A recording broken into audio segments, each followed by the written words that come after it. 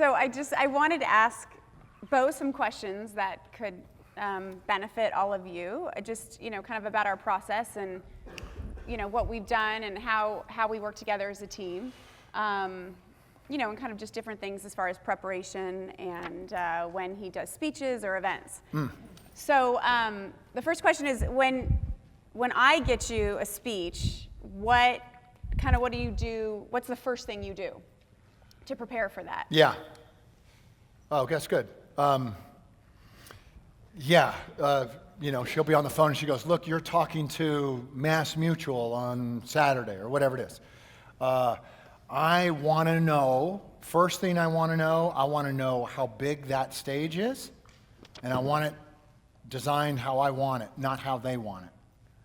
Because you're working with a corporate company or somebody who has a stage, and typically they don't keep the speaker in mind. That's the last thing they've got in their mind, so they put a postage stamp size stage there and a podium. And often I'll get there after requesting that not be there, and it's still there. And then that's when we usually go to work. So it's got to be big stage. It's got to be no podium. I don't need screens. I don't need PowerPoints. I want to be able to move, and I want to know how big that audience is. And so I'm preparing how big that audience is, and how does that audience make their money? How does that audience get paid for what they do? Because that's where I can make the biggest impact.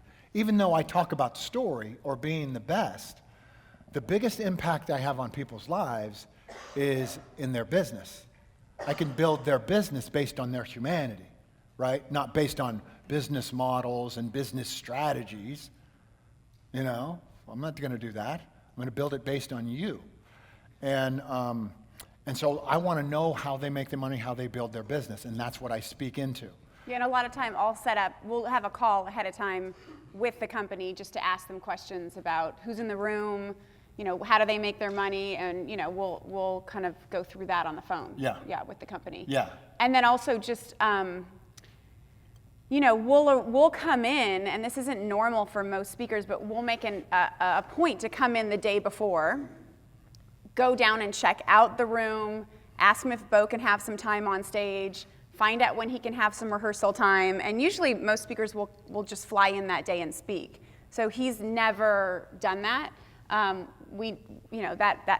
night, extra night sleep is really important. The preparation that day before is really important. The other thing that everyone says Bo does that they've never seen any speaker do before, he sits in on the meetings. So if we are there the day before, he will sit in at the conference just to feel the temperature of the room. What's going on? What are the other speakers like? What are they talking about? What's the energy like? Yeah. And even the morning of your speech, typically you'll be in the room 2 hours prior to when you're speaking. Yeah, I feel better. All I'm looking for as a speaker is freedom. I'm looking for permission to let this sucker out. And I don't get it until I feel the environment of the room. I know how the stage is set. I know where the stairs are. I know what's being talked about. I know who's running this company. Once I get the feel and the vibe inside the room, much like the vibe and the feeling inside here, then I go, okay, I know what to do. I know that this is my room now. And I mark my territory. I start warming up my voice. And all I'm saying to myself, I keep saying this: oh, shit, wait till they get a load of me. Because every other speaker before me is doing what? They're reading off a teleprompter, they're talking behind a podium, they're going through 50,000 PowerPoints, and these people are just in the audience like this. And they're polite, right? This is as polite as they can be. And I'm just like going, how can you do that to an audience? Why would you hire somebody who's going to do that to the people that you've brought here to Miami or here to Hawaii? Why would you torture them like that?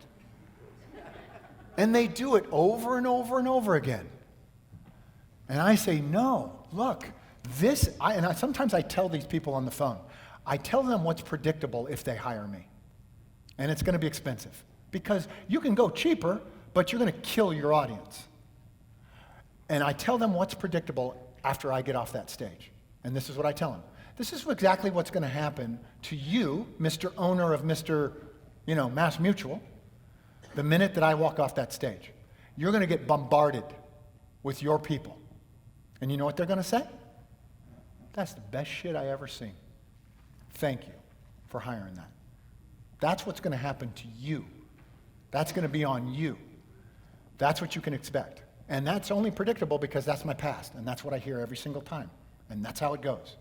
And then they're like, oh, well, okay, well, that sounds pretty good to us, You gotta tell people what is predictable for their future if they're with you, if they hire you. And you all know exactly what's predictable for people if they work with you, don't you? Because you have a history with people, and you know what the results that they've gotten. So you have to let people know what's predictable if they hang out with you. Yeah, and then I think another really great thing that that we've just gotten a habit of doing, and if our schedule allows it, it's really important, is we stay, or I ask, like, is there a special dinner, or is there a cocktail party that you guys are having, because we're willing to stick around. And it's nice that we can travel together, because Bo hates parties. So I have to drag him to the party, and I'm dragging him all over. But if I wasn't there, he's like, I'm not going to a party. So it's nice that we can do it together, because we can show up together as a couple. And I typically know everybody because I'm the one who talked to the client. So I can be like, hey, come meet so-and-so. And oh, it was so great. And the audience, So we socialize and have fun that way. But they really, really appreciate that. And they always tell us the same thing. They go, no speakers ever stuck around for the party. Thank you so much. And this is when the clients get to come up and ask Bo questions, and then we can talk more about events like this, which there's several of you here that saw Bo at a keynote that are here, and we probably met you and just spent time with you. Yeah. So no, but the other day he has a contract with Mass Mutual, and I couldn't go to Dallas, so I said, okay, I'm not going to be there, but you need to go to the cocktail party. Like, I was like insistent. I was insistent. I'm like, you got to get your ass to the cocktail party. So he's calling me and he goes, man, there's like 1,000 people here and there's nobody around. Like, nobody's like said hi to me or no one was taking care of me. Nobody was taking No one was like, I didn't have any handlers, you know. I didn't have any water.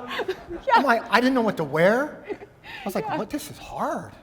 And I said, did anyone like walk you to the cocktail party? Bo just shows up and he's just standing around at the cocktail party, like doing what he's supposed to be doing. But you said it was good. You got to talk to some people. Yeah, I did. But I think that he could have taken an earlier flight, but I just know those extra things and being, what we teach here, just more personal. Yeah. More personal, more connected, another opportunity to share yourself, and that's a really important part of it.